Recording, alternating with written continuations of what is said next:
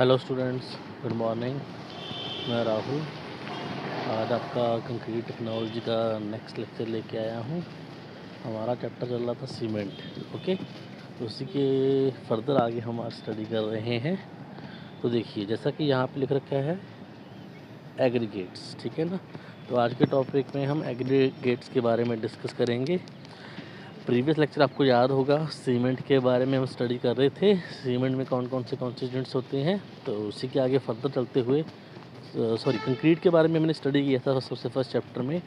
तो कंक्रीट में हमने देखा था डिफरेंट कॉन्स्टिट्यूएंट्स होते हैं, उसमें सीमेंट था।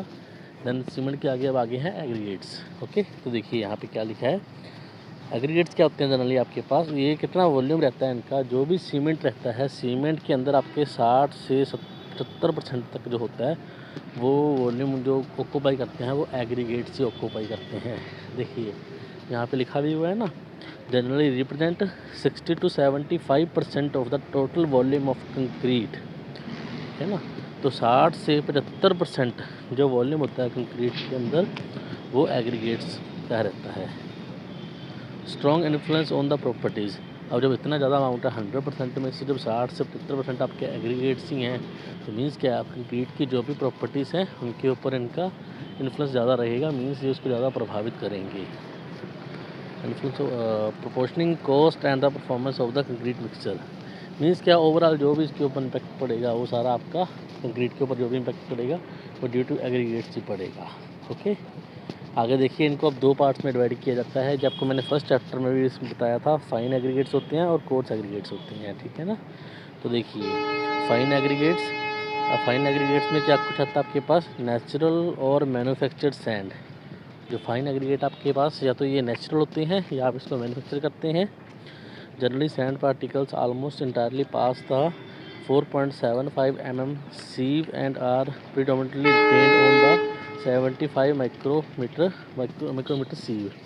ये सीव्स वगैरह आपने सर्वे में देखा होगा, आपकी वहाँ पे लैब भी थी, सर्वे लैब, उसमें आपने इसको देखा होगा। जो कंस्ट्रक्शन मटेरियल की लैब में आपने देखा होगा, ठीक है।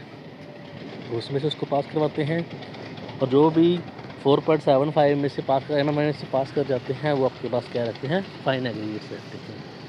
ओके, द नेक्स्ट देखिए कोर्स एग्रीगेट्स। नेचुरल ग्रेवल और manufacture material, the particles are permanently retained on the 4.75 mm सीव।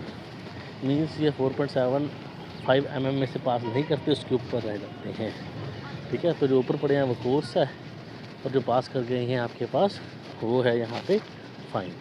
Okay, clear है जी। आई थिंक समझ में आ गया होगा आपको फाइनल कोर्स का फंडा। यहाँ पे बस 4.75 mm में से आपने पास करवाना है। जो पास कर जाएगा आपके पास वो फाइन रह जाएगा, जो पास नहीं करेगा सीव के ऊपर रहेगा वो कोर्स रहेगा। ओके, तो चलिए नेक्स्ट देखिए, प्रॉपर्टीज ऑफ एग्रीगेट। अब एग्रीगेट की प्रॉपर्टी क्या क्या रहती हैं, इसमें दो तरीके की प्रॉपर्टी यहाँ पे डिस्कस की होगी। देखिए, इनहेरिटेड एंड एक्वायर्ड प्रॉपर्टीज़, ठीक है। इनहेरिटेड प्रॉपर्टीज़ में देखिए, chemical and mineral composition, specific gravity, hardness, strength, colour etcetera, ठीक है। ये इसमें प्रॉपर्टी सारी इनहेरिटेड में आ जाती है। देन एक्वायर्ड प्रॉपर्टीज़ में क्या है, ठीक है, इसमें इसका शेप वगैरह के ऊपर सारा फंडा रहेगा। देखिए इसका शेप क्या है, साइज़ क्या है, इसका टेक्सचर क्या है सरफेस का, और वाटर अब्जॉर्प्शन कितना है, पानी को ये कितना अपने अंदर में सोख लेता है, अब्जॉर्ब कर लेगा वाटर को, how much content. Okay, then next आगे देखिए, अब इनको वन बाय वन स्टडी करेंगे इन प्रॉपर्टीज़ को। तो फर्स्ट ऑफ ऑल देखिए, आपके पास है aggregate shape. The shape acquired by the aggregates can't be defined by any regular geometrical shape. बोलते हैं इनकी कोई रेगुलर ज्योमेट्रिकल शेप नहीं होती है। It can approximately be defined by the words given as under. बोलते हैं ये डिफरेंट शेप में होते हैं, और उन शेप्स के नाम यहाँ पे दे रखे हैं। पहला है rounded, then angular, then elongated, then flaky, then irregular. Means इनका एक जैसा शेप नहीं रहता, इनकी शेप अलग अलग रहती है, और जो अलग अलग शेप है वो यहाँ पे आपको बताई गई है कौन कौन सी रहती है। Okay, the shape can also be defined bye a mathematically entity called angularity.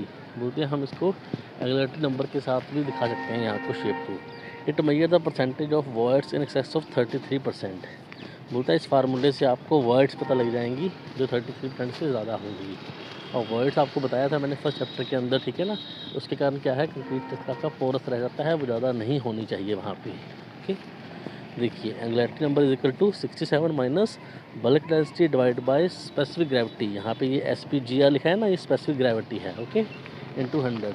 तो यहाँ से आपके पास एंगुलैरिटी नंबर निकल के आएगा, जो कि आपके पास यहाँ पर वर्ड का परसेंटेज बताएगा कितना है। Okay, got it. नेक्स्ट आगे देखिए, इंपॉर्टेंस ऑफ एंगुलैरिटी नंबर। अब ये जो हमने यहाँ पे नंबर निकाला ना एंगुलैरिटी नंबर, उसका इंपॉर्टेंस क्या है वो बता रहे हैं यहाँ पे। देखिए, the normal aggregate which are suitable for making concrete may have angularity number anything from 0 to 11। बोलते हैं वो एग्रीगेट्स जो हमें कंक्रीट बनाने में हेल्प करते हैं, उनके लिए जो आपका एंगुलैरिटी नंबर है ये 0 से 11 के बीच में आना चाहिए। ओके, तो मीन्स ये बेस्ट हो गया आपके लिए।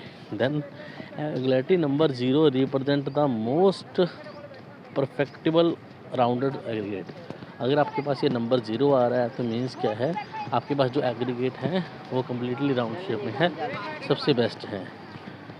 एंगुलैरिटी number 11 indicate the most angular aggregate that could be use for making concrete.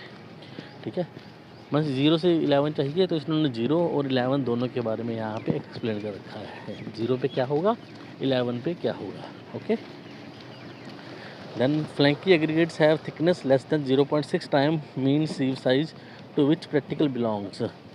इनको डीपली ज़्यादा करने की ज़रूरत नहीं है, बस आपको ये याद रखना है, ठीक है ना। एग्रीगेट शेप के अंदर में ये सारे होंगे, ठीक है। उसके बाद इंपॉर्टेंस ऑफ एंगुलैरिटी नंबर, बस दैट्स ऑल। इसमें इतना बहुत है, आपको ये करने का जरूरत नहीं है फ्लैंकी वाला। ओके, ये आपका थिकनेस गेज आ गया जिसकी हेल्प से आप पता करते हो। ओके, देन एग्रीगेट साइज़ देखिए, हम यहाँ पे देख रहे थे ना जो प्रॉपर्टी था, देखिए रिक्वायर्ड प्रॉपर्टी पहला शेप था ना, फिर साइज़ था, सरफेस टेक्सचर, वाटर एब्जॉर्प्शन। तो इनको 1 by 1 स्टडी कर रही हैं। पहले शेप आपके पास हो गया, देन अब आ गया है साइज़। देखिए, larger size of aggregate is preferred in concrete because of the following reason. बोलते हैं हम जो लार्जर साइज़ होता है, बड़े साइज़ होता है, उसको प्रेफर करते हैं कंक्रीट के अंदर जब बनाते हैं एग्रीगेट्स का। क्यों करते हैं वो देखिए यहाँ पे दे रखा है, ठीक है। It reduces the cement requirement. अगर साइज़ ज़्यादा होगा, जितना साइज़ ज़्यादा होगा एग्रीगेट्स का, उतना ही सीमेंट कम यूज़ करना पड़ेगा। बिकॉज एग्रीगेट क्या है, वहाँ पे ज़्यादा स्पेस को कवर अप कर लेंगे। सेकंड देखिए, it reduces the water requirement. वहाँ पे पानी कम चाहिए होगा, क्योंकि जो सीमेंट है वो गुड ऑब्जॉर्वर है, वो पानी बहुत ज़्यादा सोखता है अपने अंदर में।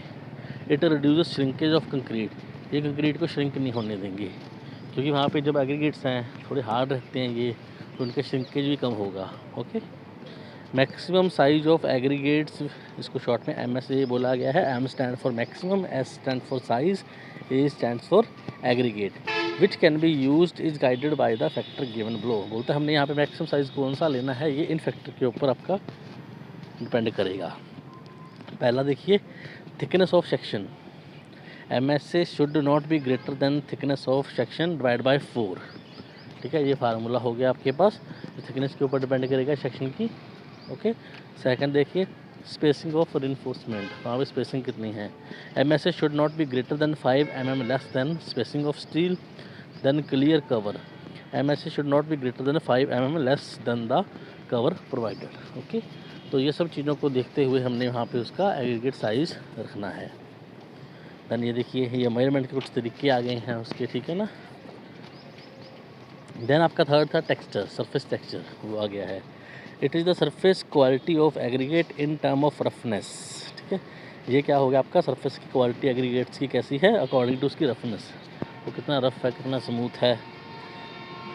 Texture of aggregate depend upon its hardness, grain size, pore structure and degree to which it has been polished by external force like wind and water. जो टेक्सचर है वो डिपेंड करेगा आपका हार्डनेस कितना है, ग्रेन साइज़ कितना है, structure आपका कितना पोर है, and degree to which has been polish, और कितना डिग्री तक आपने इसको पॉलिश करना है। Okay, by the external forces like wind and water, जो वाइंड एंड वाटर इसको कितना पॉलिश कर रही हैं, क्योंकि अब आपने एक कंक्रीट स्ट्रक्चर बना दिया है वहाँ पे। उसके बाद वेदरिंग एजेंट उसके ऊपर इफेक्ट डालेंगे ना। वेदरिंग एजेंट मीन्स टू से, जैसे सर्दी मौसम, ठीक है ना, बारिश होगा तो वही उसके ऊपर इफेक्ट डालेंगे, और उसके बाद कॉन्टैक्ट में आएंगे, उसको ग्राइंड करते रहेंगे तो पॉलिश होती रहती है वहाँ पे। उसके अकॉर्डिंग उसका क्या है, टेक्सचर चेंज होता रहता है, तो वही यहाँ पे लिखा हुआ है। है ना। अब देखिए यहाँ पे 2 तरीके के लिखे हुए हैं यहाँ, smooth texture and rough texture. वही हो गया, एक स्मूथ टेक्सचर हो गया आपके पास, एक रफ टेक्सचर हो गया। ओके, अब इन दोनों को यहाँ पे एक्सप्लेन किया गया है। देखिए पहले आपका आ गया smooth texture. Generally hard, dense and fine grained aggregates are smooth texture. बोलते हैं जो हार्ड रहते हैं, डेंस रहते हैं और फाइन ग्रेन है, जनरली वो क्या आपके स्मूथ रहते हैं। The surface area is less due to less irregularities. और वहाँ पे उनका सरफेस एरिया कम रहता है क्योंकि स्ट्रक्चर आपका क्या है, स्मूथ होता है, इरेगुलर रहता है। जितना स्ट्रक्चर आपका इरेगुलर रहेगा, ठीक है, उतना एरिया आपका ज़्यादा रहेगा। Therefore these require less quantity of paste for lubrication. अब इरेगुलरिटीज नहीं है, सरफेस आपका स्मूथ है, तो लुब्रिकेशन भी आपको यहाँ पे कम देना पड़ेगा। But as smoothness increases the bonding area with matrix also reduces. होता है, लेकिन जैसे जैसे आपका क्या है, स्मूथनेस बढ़ता जाता है, आपका बॉन्डिंग वहाँ पे कम, बॉन्डिंग एरिया वहाँ मैट्रिक्स के साथ वो कम होता जाता है। Therefore although more compressive strength may be achieved due to less requirement of water, yet the flexure strength decreases due to poor bonding. ठीक है ना। अब देखिए यहाँ पे फ्लेक्चर स्ट्रेंथ जो है वो कम हो जाती है क्योंकि यहाँ पे बॉन्डिंग और इंटरलॉकिंग क्या है, स्ट्रॉन्ग नहीं है। देन आपके पास नेक्स्ट आ गया रफ टेक्सचर। अब rough texture aggregate exhibit higher strength. अब यहाँ पे हायर स्ट्रेंथ होगा टेंशन में एज कम्पेयर टू कंप्रेशन में, ठीक है ना। But compressive strength is less because higher water ratio is required for the workability. या water ratio, water cement ratio होता है, W/C वाटर सीमेंट रेशो। ये आपको नेक्स्ट चैप्टर के अंदर पता लगेगा, वहाँ पे इसको डिटेल में बताया जाएगा क्योंकि आपका जो नेक्स्ट चैप्टर है वो वाटर सीमेंट रेशो के ऊपर ही है। ओके, देन आपका आ गया वाटर एब्जॉर्प्शन, जो आपका फोर्थ वहाँ पे प्रॉपर्टी था। In mix design calculation we assume aggregate to be saturated and surface dry. बोलते हैं जनरली हम मान के चलते हैं कि जो आपके एग्रीगेट हैं वो सैचुरेटेड होते हैं और ड्राई सरफेस रहता है उनका। Actually it may be in a different state of dryness as given under. बोलते हैं डिफरेंट तरीके का यहाँ पे क्या है, स्टेट रहता है उनका ड्राइनेस का। कौन कौन सा है देखिए, ऑब्जॉर्व वाटर में सबसे पहले बोन ड्राई है, देन एयर ड्राई है, ये ऑब्जॉर्व वाटर हो गया।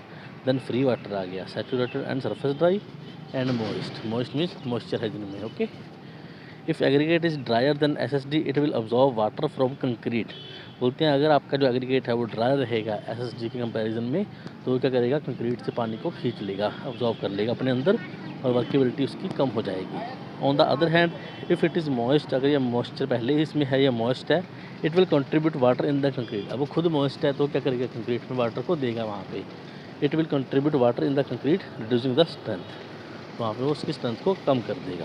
Okay, face of concrete. देखिए अब कौन कौन से फेसेस रहते हैं यहाँ पे। In the total concrete volume there are 2 important phases, एक होता है पेस्ट, एक होता है एग्रीगेट। देखिए paste phase and aggregate phase. In most of the cases of concrete failure it is the paste phase which is a weaker link. बोलते हैं ज़्यादातर कंक्रीट जो फेल होता है उसमें सबसे वीक लिंक क्या रहता है, वो पेस्ट फेस वाला उसमें वीक लिंक रहता है। The paste face of concrete has the following characteristics. अब उसके कैरेक्टरिस्टिक्स कौन सी हैं वो देखिए। It is weaker then aggregate. अब जब भी एग्रीगेट होंगे वो स्ट्रॉन्ग रहेगा मटेरियल आपका, ठीक है ना, कंक्रीट आपका स्ट्रॉन्ग रहेगा। देखिए पहला पॉइंट क्या है, ये पेस्ट फेस का है, ये वीक रहता है एग्रीगेट से। Second, it is vulnerable to most of the ill effect on concrete. Concrete के ऊपर जो भी बैड इम्पैक्ट रहते हैं, उनके ऊपर जो भी कंक्रीट में बुरा रहता है उस पेस्ट के कारण ही रहता है। It is more permeable than any of the mineral aggregate. ये ज़्यादा परमेबल रहता है, परमेबल मीन्स अपने में से किसी भी चीज़ को पास होने देना। It is susceptible to aggressive chemical, means chemical इसके ऊपर जल्दी अटैक कर सकते हैं, ठीक है, ससेप्टेबल रहता है ये। ओके, देन आपका आ गया ग्राइंडिंग ऑफ एग्रीगेट्स, ठीक है। अब एग्रीगेट को ग्राइंड करके ही उनका शेप मिलेगा ना प्रॉपर जो आपको चाहिए। सॉरी ग्रेडिंग, ये ग्रेडिंग है आपका, ठीक है ना। आप उनको एग्रीगेट्स को कौन कौन से डिफरेंट बैचेस के अंदर ग्रेड करते हो, तो उनके शेप के अकॉर्डिंग, साइज़ के अकॉर्डिंग इनकी अलग अलग ग्रेडिंग की जाती है। तो वो देखिए यहाँ पे first of all the gradation of aggregates is very important. बोलता है ग्रेडेशन हमें बहुत ज़रूरी है यहाँ पे, not only for concrete strength but for workability also. सिर्फ कंक्रीट की स्ट्रेंथ के लिए ही नहीं, उसके ऊपर काम करने के लिए, उसकी वर्केबिलिटी के लिए भी हमें ज़रूरी है। In fact the gradation of FA stand for यहाँ पे फाइन एग्रीगेट। FA का मीन्स यहाँ पे है fine aggregate. Okay, has much greater effect on concrete qualities. FA should not be very course, ठीक है। FA आपके पास से ज़्यादा कोर्स नहीं होना चाहिए, एज इट में कॉज सेग्रेशन और bleeding and also result into harsh concrete, उससे कंक्रीट आपका अच्छा नहीं बनता। It should not be very fine also, ये ज़्यादा फाइन भी होना चाहिए, otherwise it will have more water demand, वरना वो ज़्यादा पानी मांगेगा वहाँ से, ठीक है ना। तो ना तो ज़्यादा कोर्स हो ना ही ज़्यादा फाइन हो आपके पास। Okay, the gradation of FA can be represented by mathematical index called fineness modulus. जो FA है, आप इसको जो ग्रेड करते हो तो उसकी जो ग्रेडेशन है वो आप FM नंबर के साथ रिप्रेजेंट करते हो। FM यहाँ पे है फाइनेंस मॉड्यूल। ओके,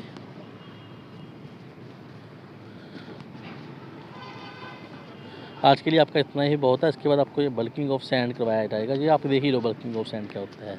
छोटा सा टॉपिक है, इनको याद रखने का ज़रूरत नहीं है, ठीक है ना, कि आपसे याद रह नहीं पाएंगे, नंबर बहुत होते हैं, ठीक है ना। तो बल्किंग ऑफ सैंड देखिए, the volume increases of fine aggregate due to presence of moisture content is known as bulking. अब क्या बोला इसने, जब भी वहाँ पे मॉइस्चर का प्रेजेंस ज़्यादा रहेगा, मॉइस्चर आपका वहाँ पे रहेगा, तो क्या है, उसका वॉल्यूम बढ़ जाता है फाइन एग्रीगेट का, उसको बोलते हैं बल्किंग, ठीक है ना। बल्किंग मीन्स आप ले सकते हो जैसे भारी होना। अब जितना वाटर कंटेंट रहेगा चीज़ में, मॉइस्चर रहेगा, वो ज़्यादा भारी हो जाती है, तो वैसे ही यहाँ पे है। उसका क्या है, फाइन एग्रीगेट का वॉल्यूम इंक्रीज़ कर जाता है। मान लीजिए वो फैल जाती है जब उसमें मॉइस्चर आ जाता है, तो उसके कारण क्या है, वो बल्की हो जाती है, तो उसको बोलते हैं bulking. Bulking increase with increase in moisture, ठीक है, बल्किंग बढ़ेगी जैसे जैसे मॉइस्चर बढ़ेगा, up to a certain limit and beyond that the further increase in moisture content result in decrease in volume. बोलते हैं कि लिमिट तक क्या है, आपका वॉल्यूम बढ़ता जाता है जैसे जैसे आप मॉइस्चर को बढ़ाते जाते हो, लेकिन एक लिमिट के बाद क्या है, जैसे ही आपने मॉइस्चर बढ़ाया उसका वॉल्यूम डाउन होना शुरू हो जाता है। ओके, तो बस बल्किंग ऑफ सैंड में इतना बहुत, आप इतना कर लीजिएगा।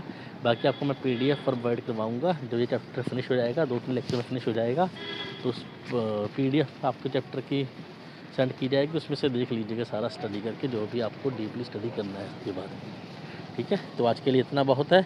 नेक्स्ट लेक्चर में आपको बताऊंगा मैं यहाँ से प्रॉपर्टीज़ करेंगे, ठीक है ना, जो आपके फ्रेश कंक्रीट प्रॉपर्टी करेंगे, जो एग्रीगेट्स को अफेक्ट करती हैं।